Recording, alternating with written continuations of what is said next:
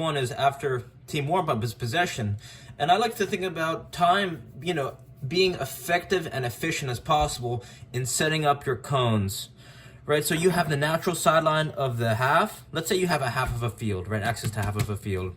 You have the line that the 18 makes, and you have your two sidelines. So you want to use the lines that have already set on the field when you use cones to set up your area, your grid, so that you're saving time setting it up and you maximize practice time practicing. You want to, you only have so much time during a practice, so you want to really be efficient and effective.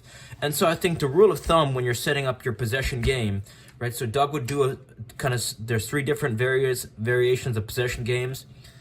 Let's just talk about possession games where it's two different teams and each team is trying to connect five passes. If they connect five passes, they score a point, and it's first team to, you could say first team to 3 or first team to 5.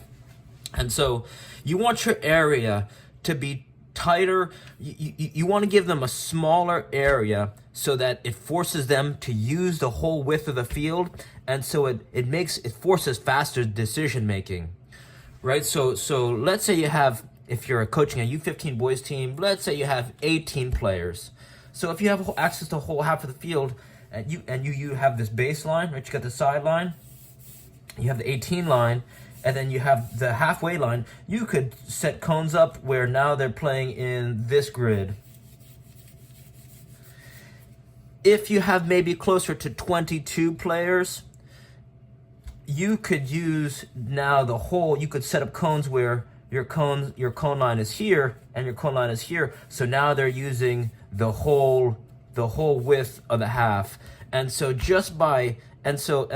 one thing I think you want to keep in mind is if they can't even string 2 to 3 to 4 passes together, your area is too small, right? So I don't think there's I don't think there's a right. I don't know. Sometimes you got more players. Sometimes you have different areas of the field. So you kind of have to start to develop an awareness of the appropriate size of the field to the ratio of the number of players you have. And so maybe you could set up a cone line here, so now this is your area, right? But I think the good rule of thumb is if they can't string 3 to 4 passes together, your area is too small. And so I think that's the main thing I would be thinking about as a beginner coach, right? It's just, and then if, let's say you have maybe mismatched numbers, you could designate one person, they give them a penny, or let's say they switch shirts, so now they have a red shirt on. The player with the penny is neutral, and then they can play with either of the teams. This is usually a gifted midfielder or talented midfielder, and then it's still keep away, right? First